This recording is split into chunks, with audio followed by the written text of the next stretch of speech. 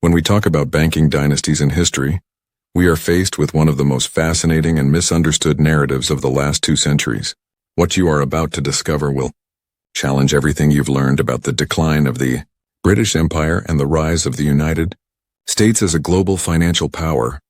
Imagine for a moment that the collapse of the greatest empire in history was not a natural decline, but rather the largest global corporate restructuring ever executed, a transfer of power so sophisticated that even today it is interpreted as a historical accident, when in fact it was a meticulously planned design. In 1914, London controlled approximately 43% of all global foreign investments.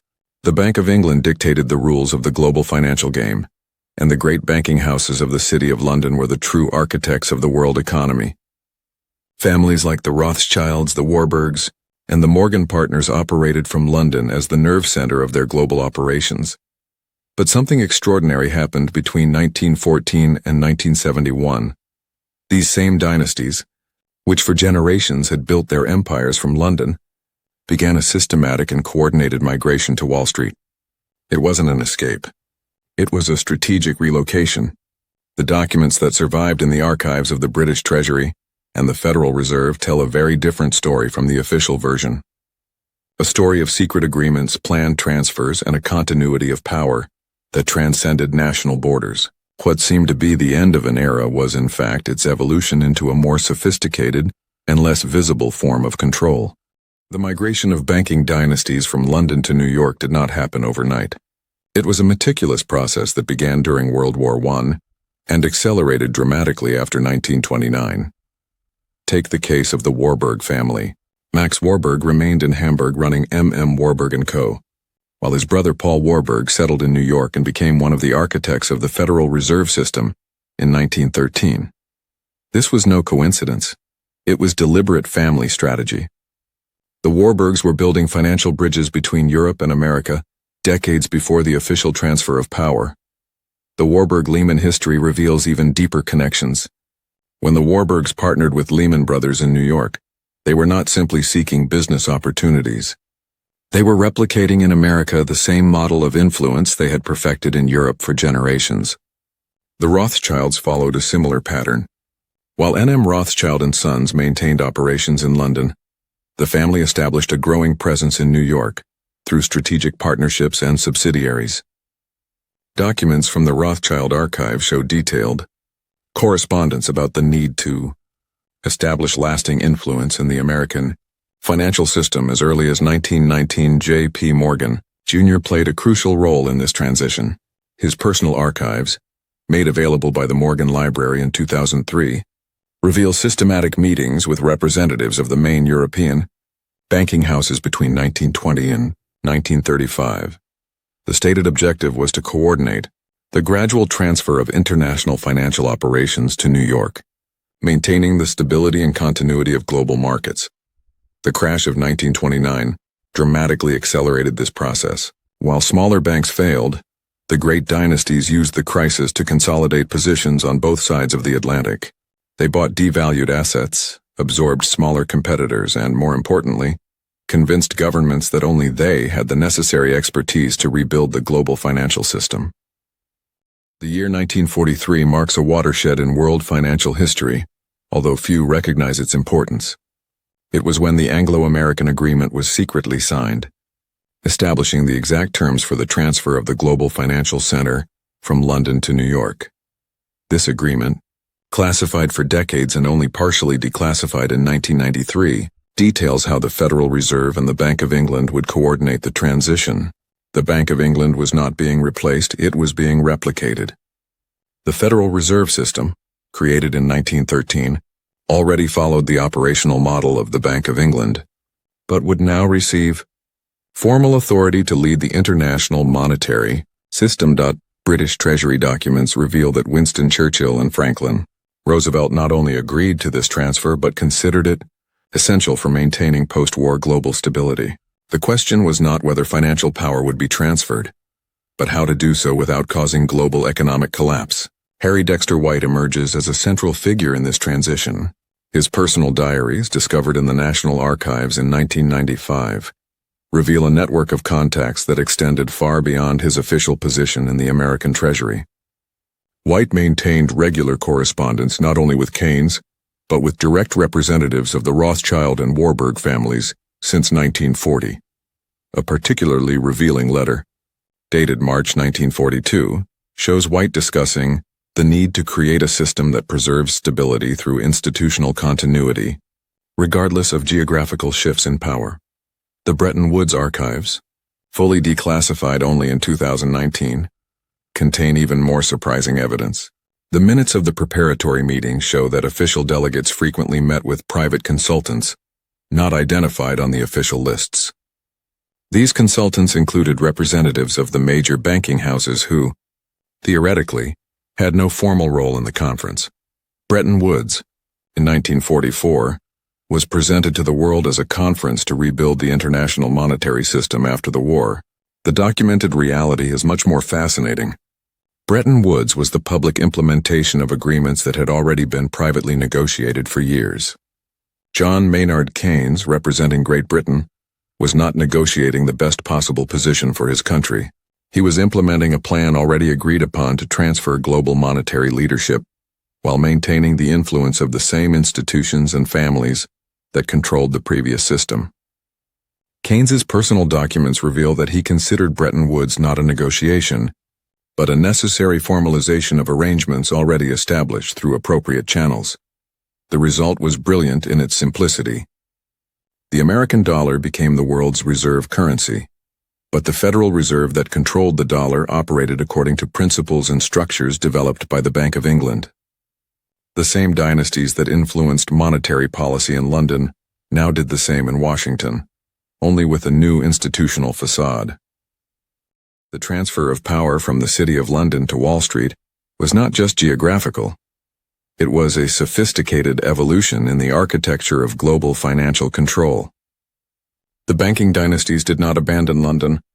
They created a transatlantic network more powerful and less visible than any previous structure. The Federal Reserve System emerged as the centerpiece of this new architecture. Explicitly modeled on the Bank of England, but operating with unprecedented global authority, the Fed became the de facto central bank of the world. Internal Federal Reserve documents from 1945 to 1950 show systematic coordination with the Bank of England on all major monetary decisions. But the true genius lay in the creation of a network of tax havens that allowed banking dynasties to operate beyond any specific national jurisdiction. The Cayman Islands, established as an offshore financial center in 1966, were not a geographical accident. They were a deliberate creation, designed by Wall Street and City of London lawyers working together. The American Treasury Department archives reveal specific transfers that illustrate the magnitude of this restructuring. In 1952, the Rothschild family transferred approximately $2.3 billion in assets to structures in Bermuda and Switzerland. In 1958, the Warburg successors moved $1.8 billion through a complex network of subsidiaries connecting London, New York, and Zurich.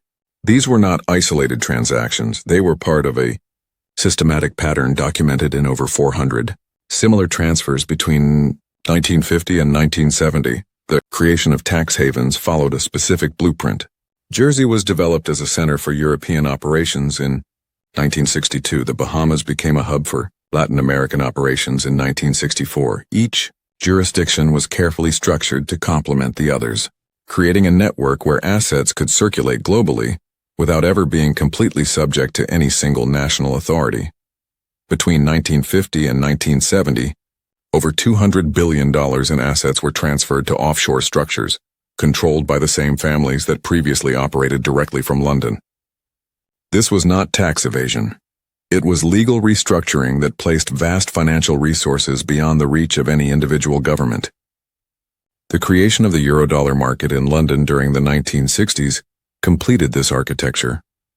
American dollars deposited in London banks operated outside both American and British regulation. It was the best of both worlds, the stability and global acceptance of the dollar with London's traditional regulatory flexibility. The major banking houses now operated as truly global entities. Goldman Sachs established its first substantial London operation in 1970, followed by Morgan Stanley in 1972. Simultaneously, Barclays dramatically expanded its presence in New York, while HSBC established significant operations in both cities. The result was an integrated network where the same people made global financial decisions, regardless of their physical location. Internal documents from these institutions show that by 1975, over 60% of global investment decisions were made in meetings that included representatives from both London and New York, often with participation from offshore centers. Geography had become irrelevant to the exercise of financial power. Today, when we observe the global financial system, we are seeing the final result of the greatest global corporate restructuring in history.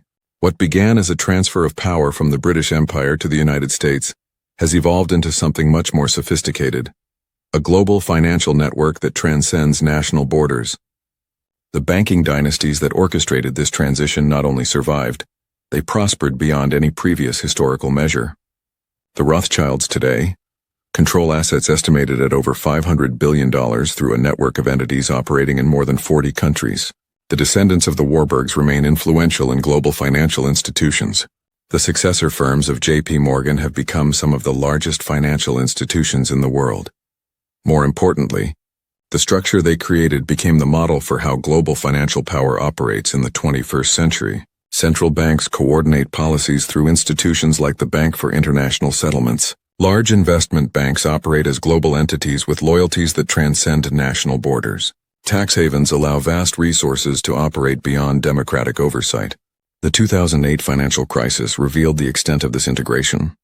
When Lehman Brothers collapsed, the impact was immediately felt in London, Frankfurt, Tokyo, and Hong Kong. Not because the markets were connected, but because they were effectively a single market operating across multiple jurisdictions. The coordinated response of central banks to the crisis, with the Federal Reserve, Bank of England, European Central Bank, and others acting in perfect synchronicity, demonstrated that the global corporate restructuring initiated a century ago had created a form of financial governance that operates above and beyond national governments. Observing current patterns, we see the same dynamic repeating with new actors. The rise of China as a financial power does not represent a challenge to the established system, but its expansion. Chinese banks like ICBC and China Construction Bank do not compete with Goldman Sachs or J.P. Morgan. They integrate into the same system through strategic partnerships and joint operations. Cryptocurrencies, often presented as an alternative to the traditional banking system, actually demonstrate its adaptability. The same institutions that controlled the 20th century financial system are now leading the institutional adoption of Bitcoin and other digital currencies. BlackRock, Fidelity, and other financial giants are not being disrupted by cryptocurrencies. They are incorporating them. For modern investors, understanding this historical continuity offers crucial practical insights.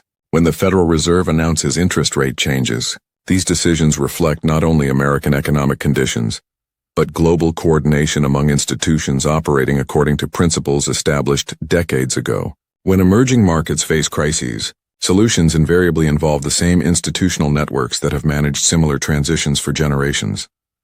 The patterns repeat because the fundamental structure remains unchanged.